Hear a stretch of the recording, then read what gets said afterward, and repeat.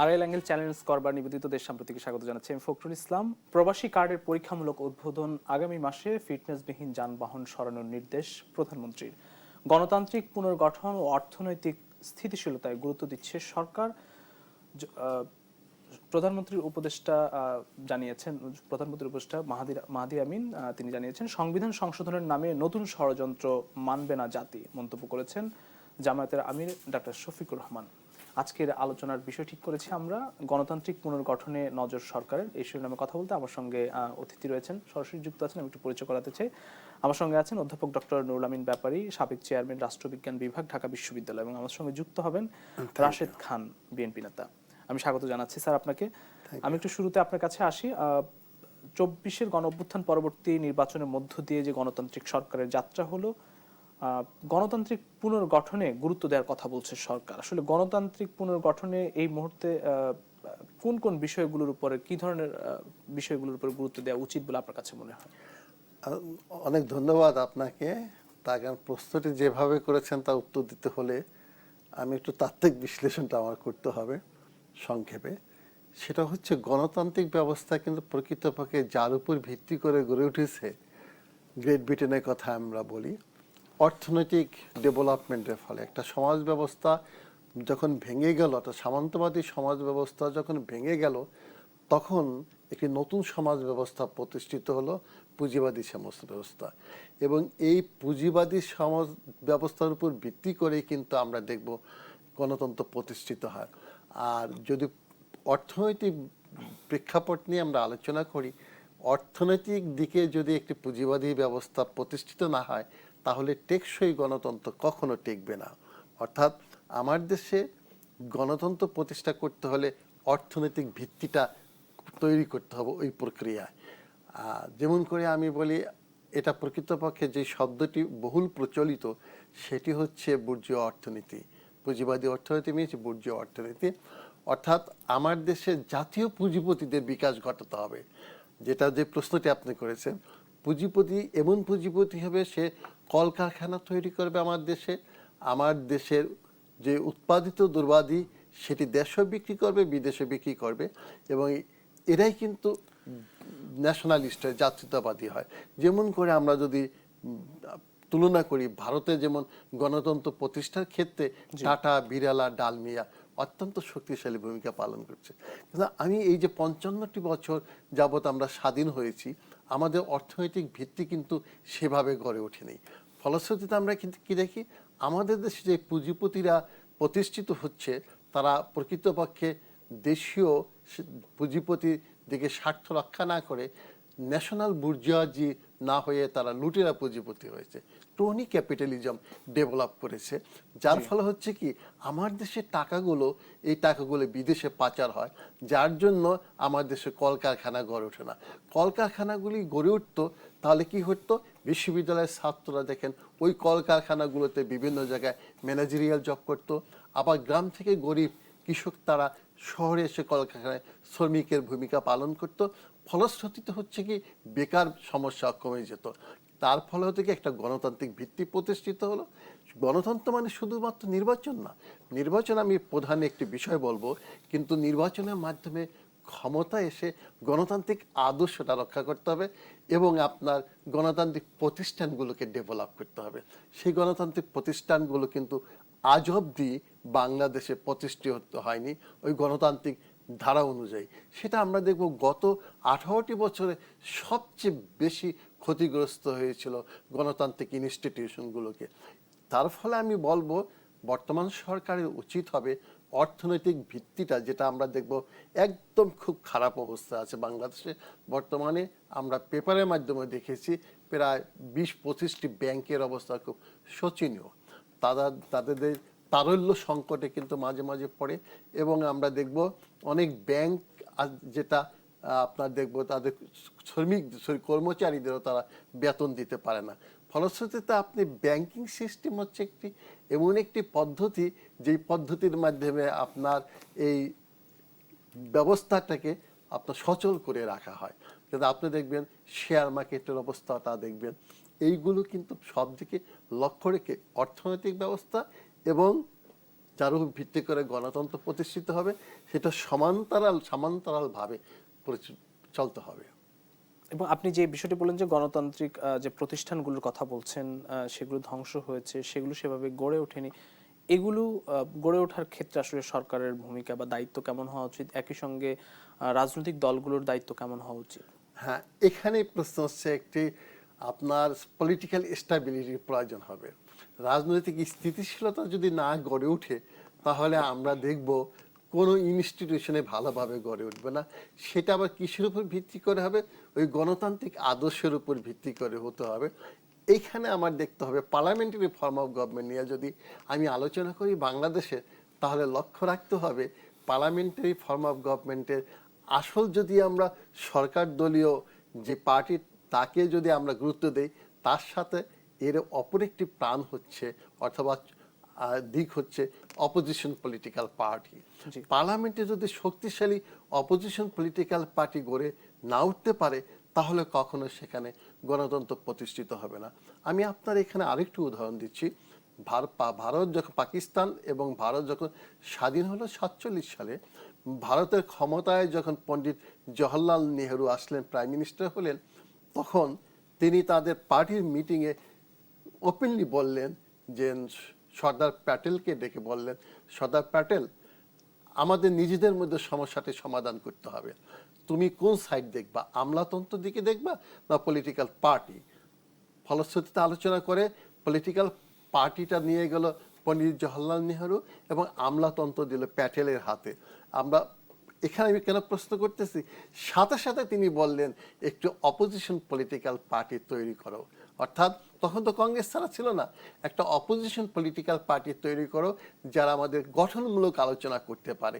তারপর ধীরে ধীরে আমরা দেখব ভারতবর্ষে গণতান্ত্রিক ব্যবস্থাটা প্রতিষ্ঠিত হয়। আমি বাংলাদেশে প্রশ্নটাই যদি নিয়ে আসি, কেসটা নিয়ে আসি, স্বাধীনতার পরে কি আমরা সেদিকে যেতে পারছি? অর্থাৎ আওয়ামী লীগ যখন ক্ষমতায় আসলো 1972 সালে, আমরা কি দেখবো কনস্টিটিউশন প্রণয়ন করলো, একটা পার্লামেন্টারি ফর্ম অফ গভর্নমেন্টের কনস্টিটিউশন আমরা দেখবো প্রতিষ্ঠিত হয়েছে। যদিও আমরা অনেকে পলিটিক্যাল সায়েন্টিস্টরা বলি Indian model of parliamentary form of government, কারণ ওয়ান পার্টি ডমিনেটেড পলিটিক্যাল যে ব্যবস্থা সিস্টেমটা ছিল সেটা আমরা দেখি।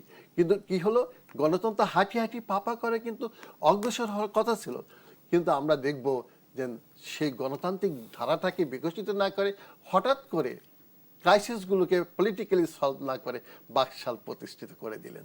অর্থাৎ পুরো গণতান্ত্রিক ধারাকে, যার জন্য তৎকালীন সময় অর্থাৎ 23টি বছর আওয়ামী লীগ প্রধান শেখ মুজিবুর রহমান সাহেব আন্দোলন করেছেন এবং দেশটা স্বাধীনতা সংগ্রামে অনেক অগ্রণী ভূমিকা পালন করেছেন। এটা সত্যি, যেটা আমি সেটা স্বীকার করতে বাধ্য। তারই হাতে কিন্তু প্রথমবারের মতো গণতন্ত্র হত্যা করা হলো বাংলাদেশে। তাহলে কি হলো, ওই গণতান্ত্রিক ইনস্টিটিউশনগুলি কিন্তু ডেভেলপ হলো না, অপোজিশন পলিটিক্যাল পার্টি কিন্তু ডেভেলপ হলো না, এবং ফলশ্রুতিতে আমরা দেখব তার পরবর্তী পর্যায়ে আমরা দেখব এই সামরিক বাহিনী আবার ক্ষমতায় এসে পড়ে। তাহলে একটার পর একটা বিশ্লেষণ যদি আমি অনেক সময় লাগবো, কিন্তু আমরা দেখব যে এই গণতান্ত্রিক ইনস্টিটিউশনগুলো প্রতিষ্ঠিত হতেই পারে নাই। কিন্তু এর পরবর্তী যে সময়টা, সেই সময়টা কেন হলো না, বা মানে এখন কেন হচ্ছে না? ওই যে গণতন্ত্র প্রতিষ্ঠা করতে হলে আপনার যে পার্টি, সেটা আমি আগে আপনাকে বলছি, পার্টি কিন্তু গণতান্ত্রিক আদর্শকে ধারণ করতে হবে। কারণ গণতান্ত্রিক আদর্শকে ধারণ যদি আমি না করি, মৌখিকভাবে যদি আমি গণতন্ত্রের কথা বলি, কিন্তু কাজকর্মে যদি আমি ওইটা প্রতিষ্ঠিত না করতে চাই, তাহলে হয় না। অর্থাৎ আমাদের এখানে হয়েছে কি, আপনাকে যে কথাটা বলি তাত্ত্বিক হয়ে যাচ্ছে।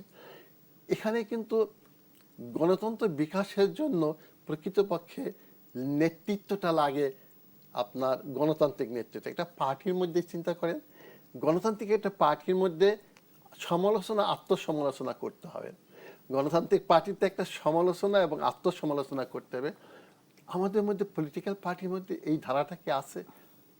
সমালোচনা আত্মসমালোচনা ধারা সৃষ্টি হয় নাই। করলেই বলা হয় তুমি মনে হয়, অর্থাৎ যিনি ওই পার্টির নেতা তারা মনে করে আমাদের বিপক্ষে চলে গিয়েছে, অর্থাৎ তাদের প্রমোশন বা তাদের যে কোনো দিকে তারা সুযোগ সুবিধার জন্য তাদের না দেওয়া হয় দিকে লক্ষ্য রাখা হয়।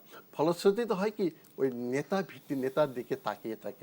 আমার মনে হয় তারেক রহমান সাহেব নতুন দিকে এসে যে সিদ্ধান্তগুলি নিচ্ছেন আমি অত্যন্ত আনন্দিত। তার কারণ ওই 17 বছর তিনি গ্রেট ব্রিটেনে ছিলেন, তো যার জন্য কিন্তু গণতান্ত্রিক ধারাটা তিনি বিকশিত করতে চাচ্ছেন।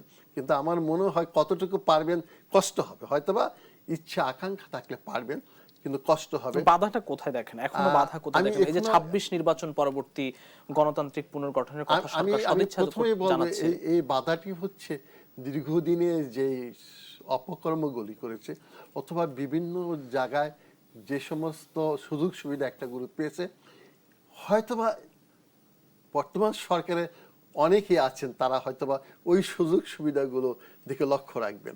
লাগলে হবে কি, সবচেয়ে প্রথমেই যে ক্ষতিগ্রস্ততা হবে, জনগণ কিন্তু অত্যন্ত কনসাস হয়ে গিয়েছে। মানে সুযোগ সুবিধার দিকে লক্ষ্য রাখবেন, মানে কি সেই সুযোগ সুবিধা ওই নিতে যে চাইবেন? আমি স্পষ্টই বলতেছি, যদি দুর্নীতি দিকে ধাবিত হতে চান তখনই কিন্তু সমস্যার সমাধান হবে।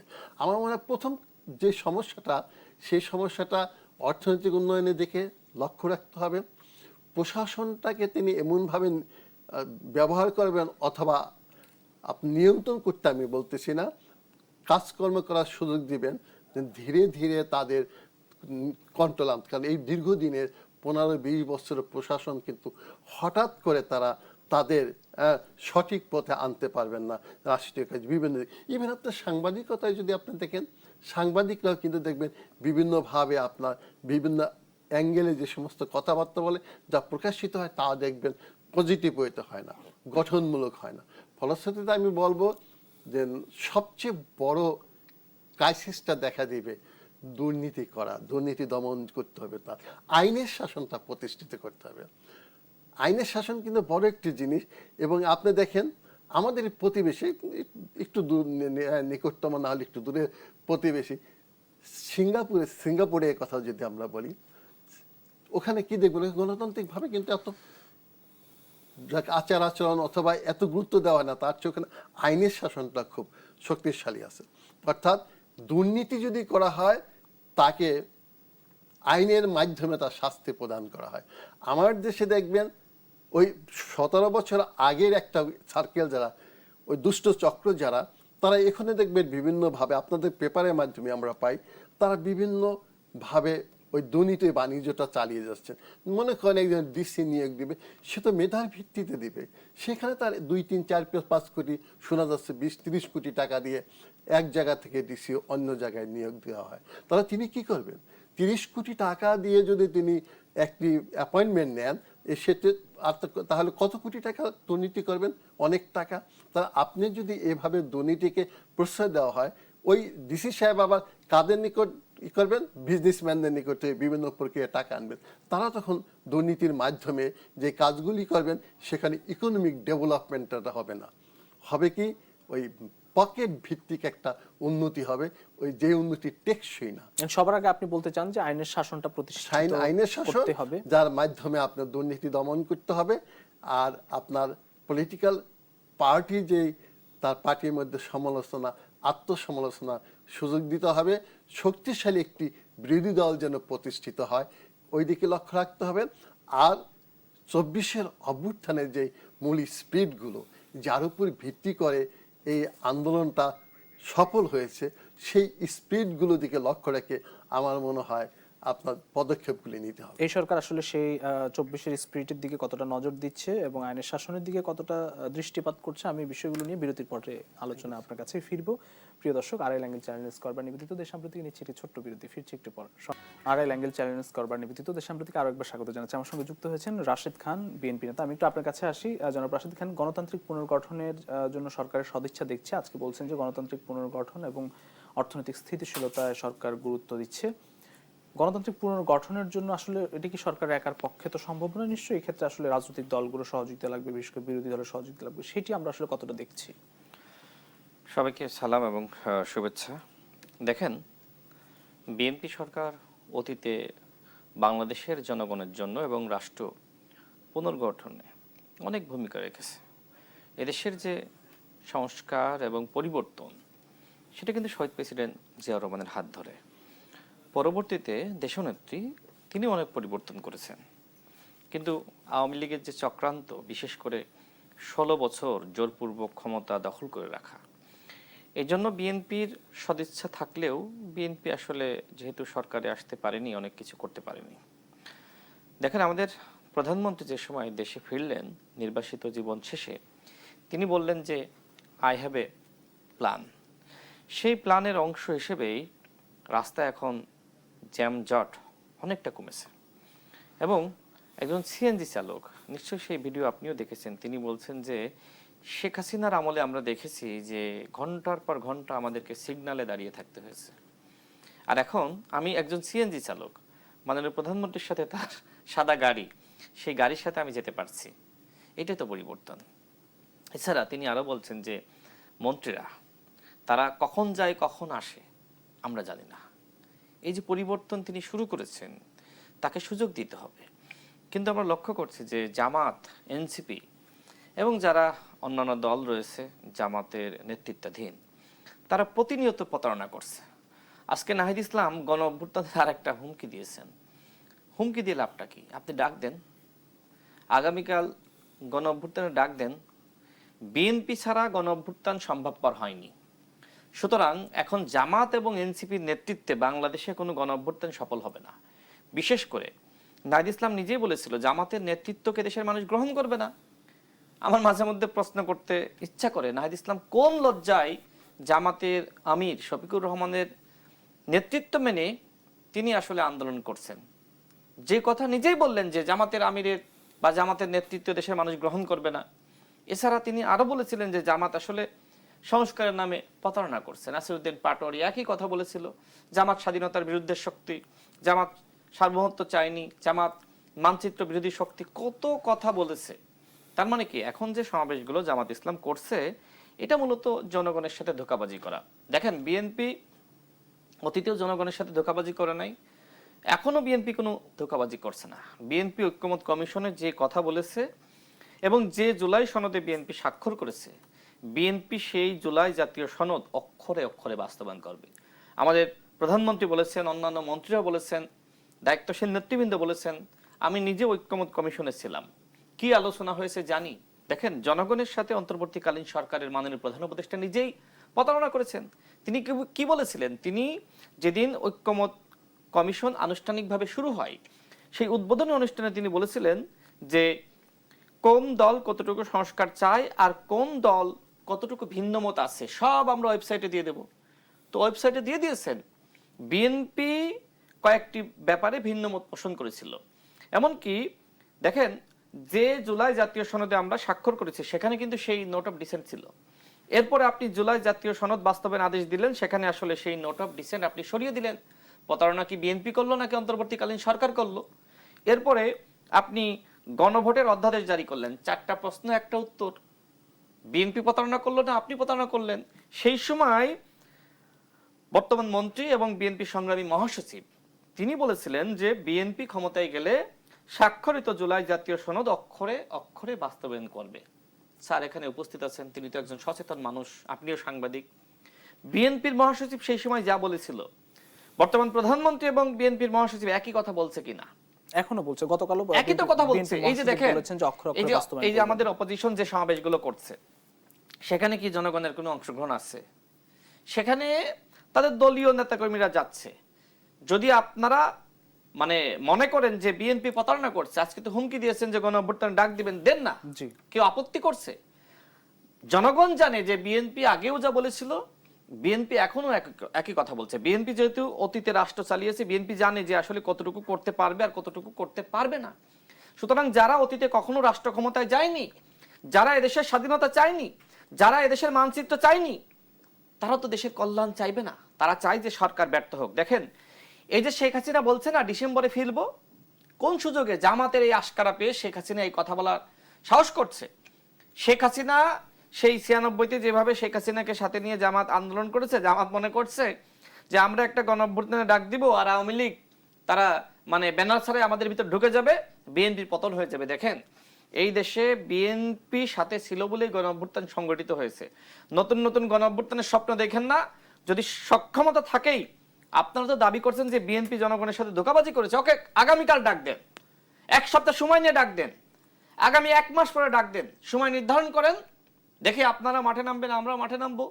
বিএনপি এই গণঅভ্যুত্থানে নৈপথ্যে অনেক ভূমিকা রেখেছে এবং সেটা এই এনসিপি নেতৃবৃন্দরা জানে, জামাত জানে, এমনকি এই জামাতকে গণঅভ্যুত্থানের সময় মাঠে নামিয়েছেও বিএনপি। বর্তমান স্বরাষ্ট্রমন্ত্রী তিনি নিজে জামাতের সাথে সমন্বয় করেছিলেন, ইসলামী দলগুলোর সাথে সমন্বয় করেছিলেন, হেফাজতে ইসলামের সাথে সমন্বয় করেছিলেন। আপনি জামাতের এমপি আব্দুল্লাহ মোহাম্মদ তাহের সাহেবকে জিজ্ঞেস করবেন, একজন সাংবাদিক যেহেতু আপনি, আপনার সুযোগ আছে, আপনি জিজ্ঞেস করবেন যে ওই সময় মাননীয় প্রধানমন্ত্রী জনাব তারেক রহমানের সাথে বর্তমান স্বরাষ্ট্রমন্ত্রী জনাব সালাউদ্দিন আহমেদ আপনাকে কথা বলিয়ে দিয়েছিল কিনা। দেখেন, বিএনপির উপরে আস্থা পেয়েই কিন্তু বা আস্থা রেখেই কিন্তু জামাত ইসলাম গণঅভ্যুত্থানে নেমেছিল, অন্যথায় জামাত ইসলাম গণঅভ্যুত্থানে নামতো না। আজকে তারা বিএনপিকে হুমকি দিচ্ছে, এইসব হুমকি ধামকি দিয়ে আসলে লাভ নাই। 16 বছর ধরে আওয়ামী লীগ চেষ্টা করেছিল বিএনপিকে ভ্যানিশ করায়, পেরেছে? এখন নাসিরউদ্দিন পাটোয়ারি বলছে আমরা আওয়ামী লীগকে ওয়াশ আউট করেছি, এখন বিএনপিকে ওয়াশ আউট করবো। এই নাসিরউদ্দিন পাটোয়ারিরা আজকে যেসব কথাবার্তা বলছে, মনে হচ্ছে যে বাংলাদেশে বিএনপি কখনোই রাষ্ট্র ক্ষমতায় ছিল না, আজকে মনে হয় এনসিপির দয়ায় বিএনপি ক্ষমতায় এসেছে। শোনেন, বাংলাদেশে অতীতে বিএনপি ক্ষমতায় ছিল, বিএনপি অপোজিশনেও ছিল, বরং এই জুলাইয়ের যদি কেউ সুবিধাভোগী হয়ে থাকে সেটা এনসিপি। এই জুলাই না হলে কি এনসিপি নামক দলের উৎপত্তি হতো? এই জুলাই না হলে কি স্বাধীনতা বিরোধী শক্তি, সার্বভৌমত্ব বিরোধী শক্তি, তারা কি প্রধান বিরোধী দল হতে পারতো? সুতরাং জুলাইয়ের সুবিধাভোগী বিএনপি না, জুলাইয়ের সুবিধাভোগী আপনারা। বাংলাদেশে যদি একটা সুষ্ঠু নির্বাচন হতো, সেই নির্বাচনের মধ্য দিয়ে এখানে স্যার রয়েছে, দর্শকরা রয়েছে, আমি চ্যালেঞ্জ করে বলছি, সেই সুষ্ঠু নির্বাচন হলে অবশ্যই বিএনপি ক্ষমতায় আসতো, বিএনপি ক্ষমতায় আসতো। বরং জুলাইয়ের সমস্ত সুবিধা আপনারা ভোগ করেছেন এবং জুলাইয়ের পরে জনগণের সাথে আপনারাই প্রতারণা করেছেন। সরকারকে, অন্তর্বর্তীকালীন সরকারকে জামাতিকরণ কে করেছিল? এই এনসিপি, এই নাসিরউদ্দিন পাটোয়ারি, এই নাহিদ ইসলামরা। আর হাসনাত সার্জিস সম্পর্কে তাদের জুলাইয়ের সময় কি ভূমিকা, সেই ভূমিকা সম্পর্কে তো আমার নতুন করে বলার কিছু নাই। আব্দুল কাদের 9 দফার, 1 মিনিটে শেষ করি, আব্দুল কাদের 9 দফার ঘোষক, সে কি বলে নাই জুলাইয়ের সময় গাদ্দারি কারা করেছে?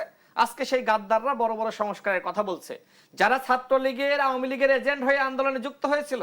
দেখেন, নাহিদ ইসলাম সম্পর্কে, আসিফ মাহমুদ সম্পর্কে আমার কোনো প্রশ্ন নাই, কিন্তু হাসনাত আব্দুল্লাহ আর সার্জিস আলম তারা ছাত্রলীগের এজেন্ট হয়ে আন্দোলনকে বানচাল করার জন্য তারা কিন্তু যুক্ত হয়েছিল জুলাই গণঅভ্যুত্থানে। 19 জুলাই, আজকে 18 জুলাই এই টকশো হচ্ছে, আগামীকাল 19 জুলাই। সেই 2024 সালের 19 জুলাই কিভাবে, যে সময় আব্দুল কাদের 9 দফা দেয়, সেই সময় হাসনাত এবং সার্জিস 8 দফা দেয় আন্দোলনকে বানচাল করার জন্য। এই ষড়যন্ত্রকারীরা আজকে বড় বড় সংস্কারের কথা বলছে, লজ্জা লাগে না তাদের? তাদের অতীত ইতিহাস কি মানুষ ভুলে গিয়েছে? আপনার কাছে আবারও আমি একটু অধ্যাপক ডক্টর নুরুল আমিন ব্যাপারী স্যার আপনার কাছে আসি যে আমরা সংসদে দেখলাম যে সংবিধান সংশোধনের বিশেষ কমিটি গঠিত হয়েছে, যেখানে বিরোধী দলের পক্ষ থেকে 5 সদস্য রাখার কথা ছিল, কিন্তু তারা যোগ দেননি। তারা চাচ্ছেন সংবিধান সংস্কার, সংবিধান সংশোধন এবং সংস্কার, এইটার মধ্যে আসলে পার্থক্য কি দেখেন আপনি?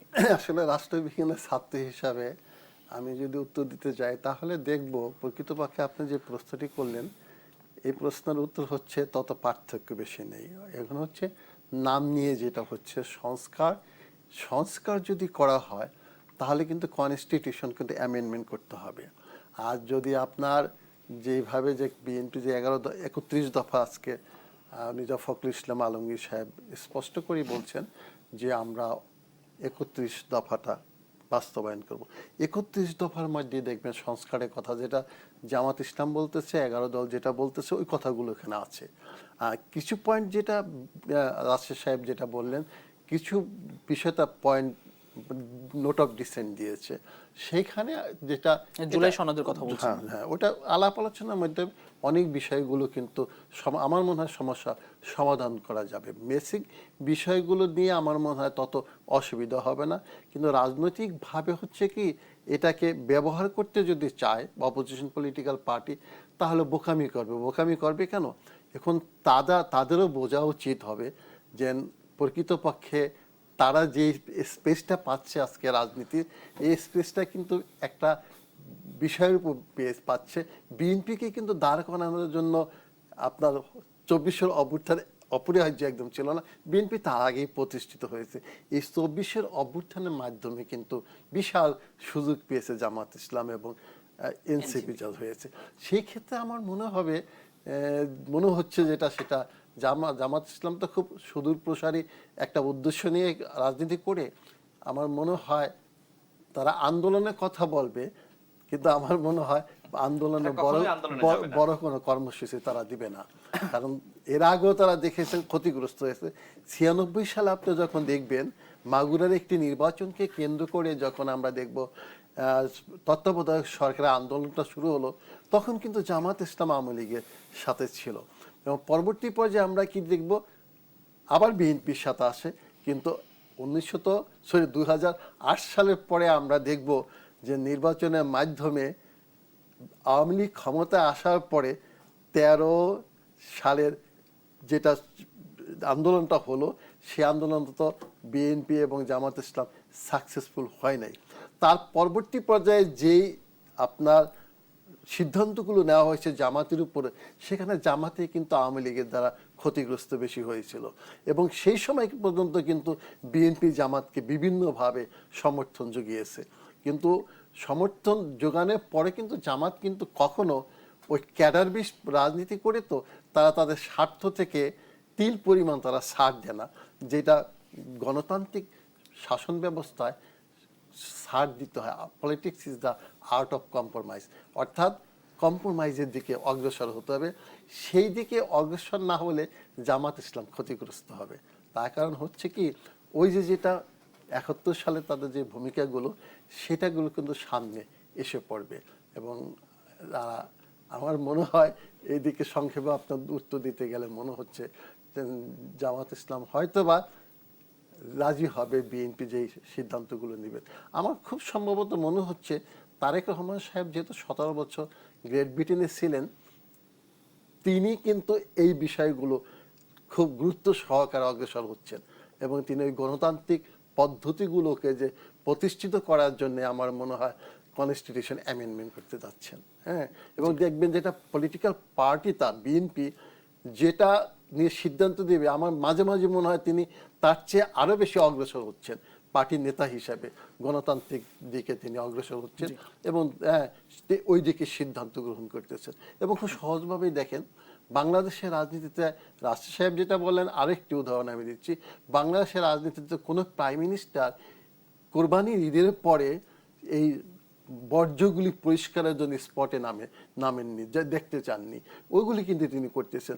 তারপরে যেটি হবে দেখবেন, গ্রেট ব্রিটেনে যান, আপনি নিউজিল্যান্ডে যান, অস্ট্রেলিয়াতে যান, প্রাইম মিনিস্টার যখন যায় রাস্তা দিয়ে, তখন কিন্তু আধা ঘন্টা, 1 ঘন্টা, 2 ঘন্টা রাস্তা আটকায় না। তারেক রহমান সাহেবকে এই সিদ্ধান্তগুলো নিয়েছেন যে আমি আমার সাধারণ মানুষের মতোই আমি যাব।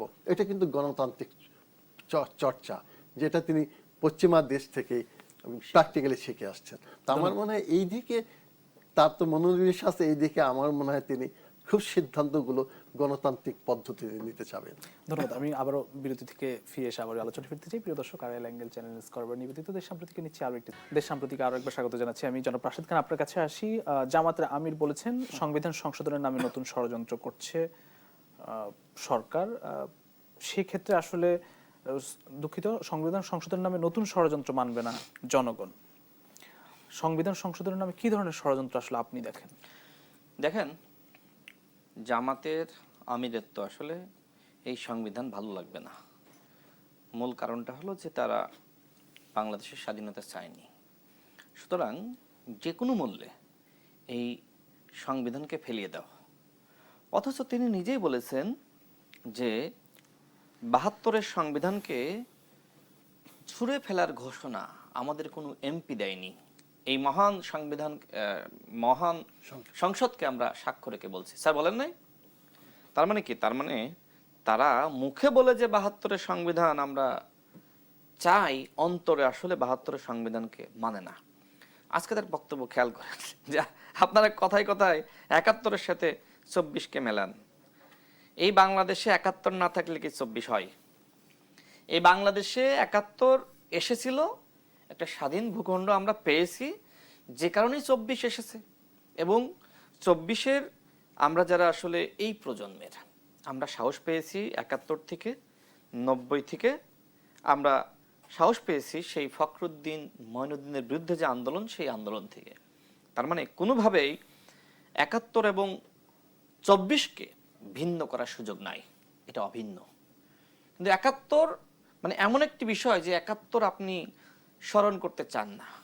আমি দেখলাম যে 11 দলীয় জোটের একজন নেতা ব্যারিস্টার ফুয়াদ ভাই, তিনি বলছেন যে 16ই ডিসেম্বর বিজয় দিবস না হয়ে 10 জানুয়ারি হওয়া উচিত। আমি জানি না আসলে তার বিজয় দিবস নিয়ে তার বা তাদের এত সমস্যা বা সংকট কোথায়।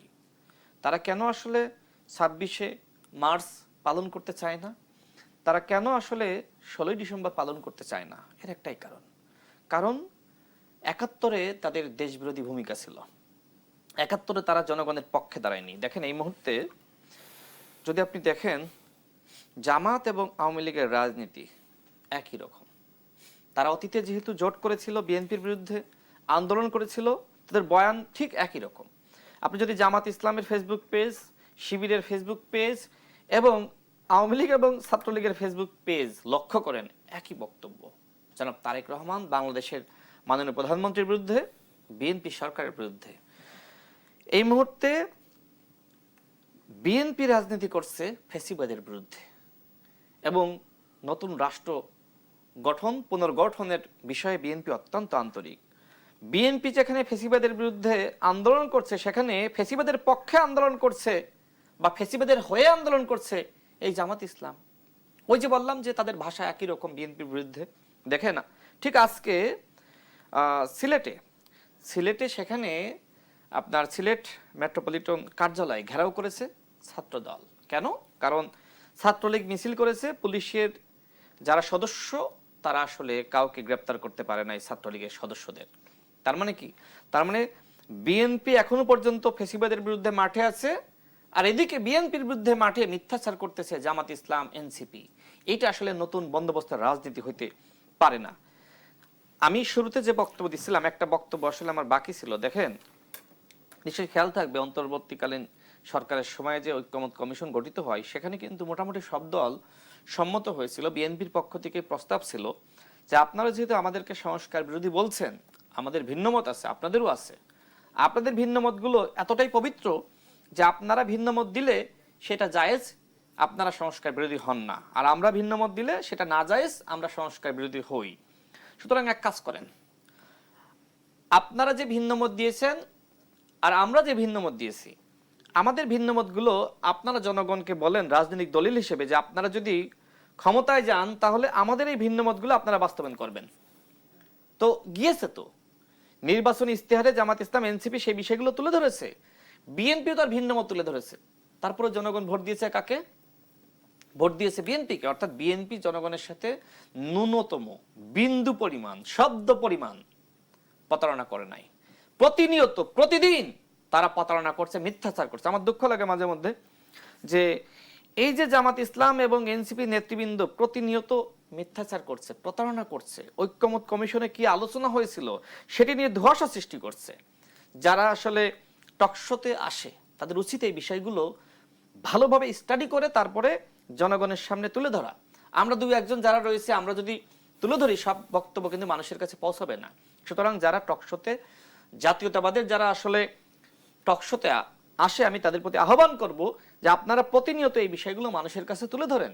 অন্যথায় গ্রামগঞ্জের মানুষ যারা এখনো পর্যন্ত আসলে কোন ছবিটা এআই করে বানানো আর কোন ছবিটা অরিজিনাল এটা কিন্তু বোঝে না, কোন ছবিটা আসলে দেশ টিভির ফটোকার্ড আর কোনটা ভুয়া ফটোকার্ড এটা কিন্তু মানুষ বোঝে না। এমনকি দেখলাম যে ঢাকা বিশ্ববিদ্যালয়ের একজন শিক্ষিকা তিনিও ভুয়া ফটোকার্ড পোস্ট করেছেন, যেটা পরবর্তীতে আপনার দ্য ডিসেন্ট তারা তুলে ধরেছে। আমাদের একজনের যে নারী বোন ছিল, যিনি আসলে 15 জুলাই ছাত্রলীগের দ্বারা আক্রান্ত হয়েছিল, ওই সময় নাকি সে নাকি মুখে রং মেখেছিল। মানে ছাত্রলীগ এই নেগেটিভ এখন প্রচার করতেছে। তার মানে কি আমাদের দায়িত্ব ওই সময়ে যা ঘটেছিল সেগুলো প্রতিনিয়ত মানুষের সামনে তুলে ধরা। কারণ এদেশের মানুষ কিন্তু অনেকটা স্মৃতিভ্রম, অনেকটা ভুলে যায়। এক সপ্তাহ আগে কি হয়েছিল এক সপ্তাহ পরে মনে থাকে না। সুতরাং বিএনপির দায়িত্ব, বিএনপির সাথে যারা জোটে রয়েছে, যারা জাতীয়তাবাদের চেতনায় বিশ্বাস করে, যারা টকশোতে আসে, যারা সংসদে রয়েছে, সবার দায়িত্ব এই জামাত ইসলামের যে সরকার ছিল অন্তর্বর্তীকালীন সরকার, এই সরকারের যে প্রতারণা, ডক্টর মোহাম্মদ ইউনূসের যে প্রতারণা প্রহসন, সেই বিষয়গুলো, সেই মিথ্যাচারগুলো প্রতিনিয়ত মানুষের সামনে উত্থাপন করা। অন্যথায় মানুষ কিন্তু বিভ্রান্ত হবে। আমি দেখেছি অনেকে বিভ্রান্ত হচ্ছে এবং অনেকে সচেতন হচ্ছে যে না, বিএনপি তো যা বলেছিল তাই করছে। দেখেন, আমি সর্বশেষ বলি, বাংলাদেশে আমরা যাকে আমরা প্রধানমন্ত্রী হিসেবে পেয়েছি, এটা আমাদের জন্য সৌভাগ্যের। এই প্রধানমন্ত্রীকে যদি আমরা সহযোগিতা না করি তাহলে এই দেশ ব্যর্থ হবে। আর জামাত ইসলাম মনে করছে যে বিএনপি ব্যর্থ হইলেই বুঝি আমরা ক্ষমতায় চলে যাব। এত সহজ না। আওয়ামী লীগ কিন্তু দিল্লিতে বসে চক্রান্ত করছে, ষড়যন্ত্র করছে। এই আপনাদের যে নানানমুখী বক্তব্য, রাষ্ট্রকে আনস্টেবল করার যে চক্রান্ত, এই চক্রান্তের সাথে তাল মিলাচ্ছে কিন্তু আওয়ামী লীগ। শেখ হাসিনা কোন সাহসে বলল যে ডিসেম্বরে আসব? শেখ হাসিনার জন্য ফাঁসির দড়ি রেডি রয়েছে। সেখানে শেখ হাসিনা বলতেছে আমি দেশে আসব, কারণ সে বুঝতেছে যে জামাত ইসলাম এতটাই হটকারী এবং বেপরোয়া দল, এরা ক্ষমতার জন্য সবকিছু করতে পারে। এরা ভাববে না যে বিএনপি ব্যর্থ হওয়ার পরে কি হবে। এরা কিন্তু এখন বুঝতেছে না। কিন্তু আমি বলি, শোনেন, বাংলাদেশে যদি বিএনপি ব্যর্থ হয় তাহলে সবার আগে এই যে জামাতের আমি শফিকুর রহমান তার ফাঁসি দিবে শেখ হাসিনা ফিরে এসে। জামাত ইসলামের নেতৃবৃন্দকে ফাঁসি দিয়েছে না, আবার দিবে ফাঁসি শেখ হাসিনা ফিরে এসে। আমি সর্বশেষ যে কথা না বললেই নয়, আওয়ামী লীগের সাথে আতাত করেছিলেন, কিচ্ছু পান নাই।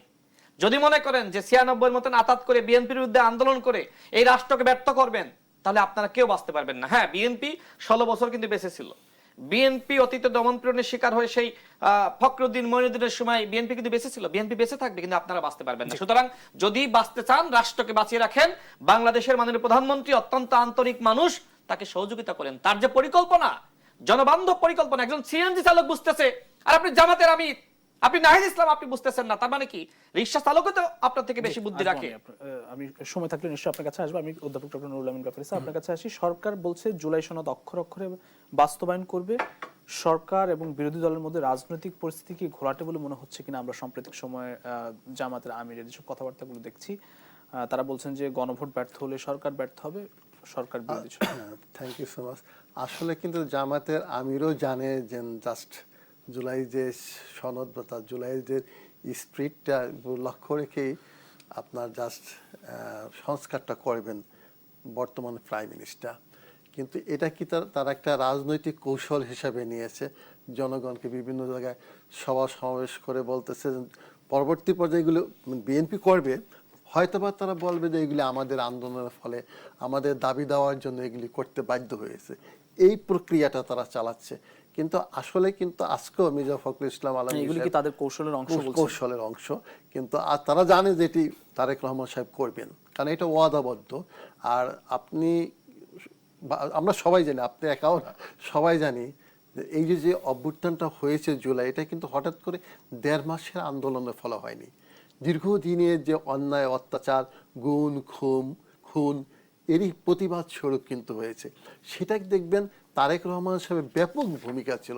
আমি আপনাকে স্পষ্টভাবে আপনার মাধ্যমে বলি, যদি দেখেন 14 সালে নির্বাচনে যদি বিএনপি যেত, 18 সালে নির্বাচনে যদি বিএনপি অন্যভাবে অংশগ্রহণ করতে, 24 নির্বাচনে যদি যেত, তাহলে হতো কি? তাহলে কি এই আন্দোলনটা অভ্যুত্থানটা এমনভাবে হতো না। এটা তো বড় রোল প্লে করছে বিএনপি। তারেক রহমান সাহেব লন্ডন থেকে একদম তৃণমূলের বিএনপি কর্মীদের সাথে আলাপ আলোচনা করেছেন সিদ্ধান্ত প্রণয়নের জন্য, যেটি গণতান্ত্রিক প্রক্রিয়ায় সিদ্ধান্ত গ্রহণ করতে একদম নিম্ন স্তর থেকে শুরু করে সিদ্ধান্ত নিয়ে উচ্চ স্তরে যেতে হয়। তার ফলশ্রুতিতে এবং লন্ডনে বসে তিনি কিন্তু পুরো আপনার এই অভ্যুত্থানের সময় কিভাবে ছাত্র দলের কাজ করতে হবে, কিভাবে বিএনপির উচ্চ নেতৃবৃন্দ কি কি সিদ্ধান্ত করবেন, জনগণ কিভাবে জড়ো করবেন, কোনভাবে বক্তব্য উত্থাপন করতে হবে, এগুলো উনি লন্ডন থেকে লক্ষ্য রেখেছিলেন। সেই দিকে আমার মনে হয় এই জুলাইয়ের স্পিরিটটাকে আফল করার জন্য প্রাইম মিনিস্টার অত্যন্ত সজাগ এবং সচেতন। সুতরাং আমার মনে হয় জামাত ইসলাম যেগুলো কাজগুলো করতেছে, এখানটা সভা সমাবেশ সহ এগুলো লোক দেখানো কাজ আমার মনে হয়। এবং সংবিধান সংস্কার এবং সংশোধন, এই দুটি বিষয় নিয়ে আসলে মানে এই সমালোচনা বা এই বিরোধিতার আসলে শেষ কবে হবে? আমার মনে হয় আপনি দেখবেন 6-7 মাসের মধ্যে একটা সুন্দর সিদ্ধান্ত পাবেন বিএনপি থেকে এই বিষয়ের উপরে, আমার যতটুকু মনে হয়। এবং আমার মনে হয় তখন ধোঁয়াশা যেটি আছে এটি কেটে যাবে এবং এটা নিয়ে আর বেশি আমার মনে হয় না অপোজিশন পার্টি যারা এটা নিয়ে ফায়দা লুটতে চাচ্ছেন তারা তত ফায়দা লুটতে পারবেন না, আমার মনে হয় না। কারণ ওই সুযোগ খুব সম্ভবত বর্তমান প্রাইম মিনিস্টার দিবেন না।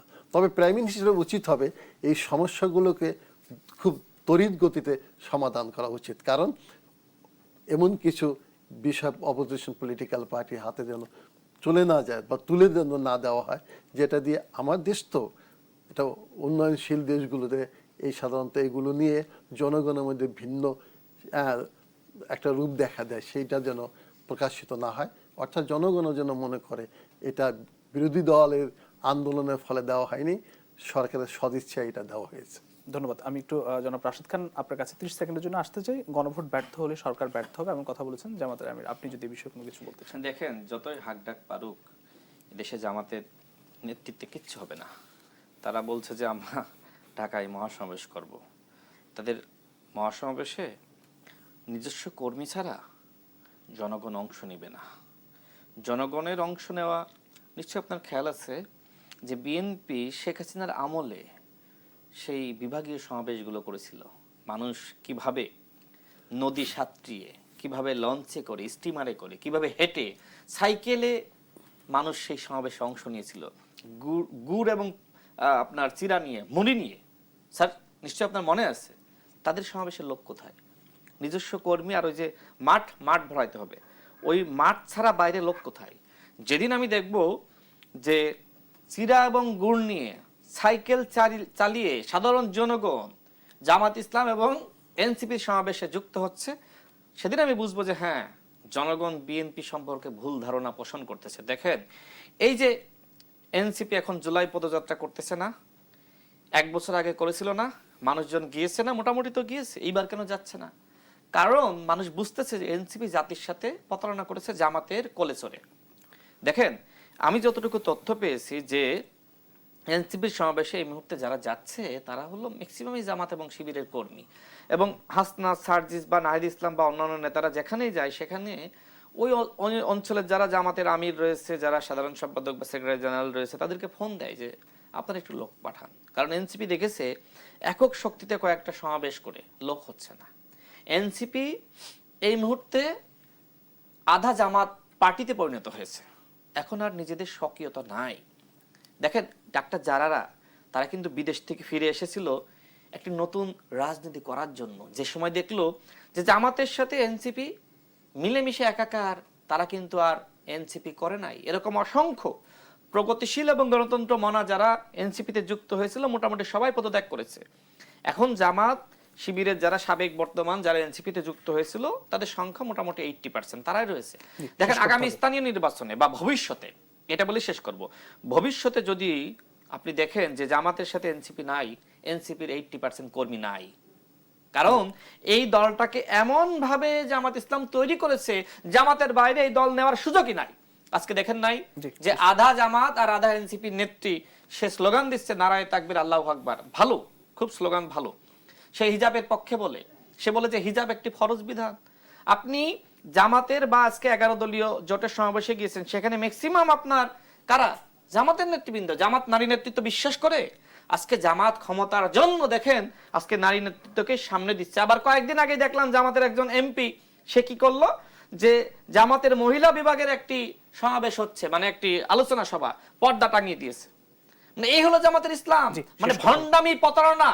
আর ইসলামকে নিয়ে আজকে তারা যে ধরনের ব্যবসা করছে, এই ইসলাম নিয়ে ব্যবসা তাদের বন্ধ করতে হবে। মানুষ বুঝে ফেলিয়েছে যে জামাতের ইসলাম আর প্রকৃত ইসলাম এক নয়। ইসলামকে ব্যবহার করে এরা মূলত ব্যবসা করছে। ধন্যবাদ জনাব রাশেদ খান এবং অধ্যাপক ডক্টর নুরুল আমিন ব্যাপারী স্যার, দুজনকে আবার ধন্যবাদ জানাচ্ছি। প্রিয় দর্শক, আড়াই অ্যাঙ্গেল চ্যানেল করবার নিবেদিত দেশ সাম্প্রতিক কাজ এখানে শেষ করছি। আবার দেখা হবে আগামীকাল একই সময় অন্য কোনো অতিথিদের নিয়ে। সে পর্যন্ত সকলে থাকবেন, সুস্থ থাকবেন। শুভরাত্রি।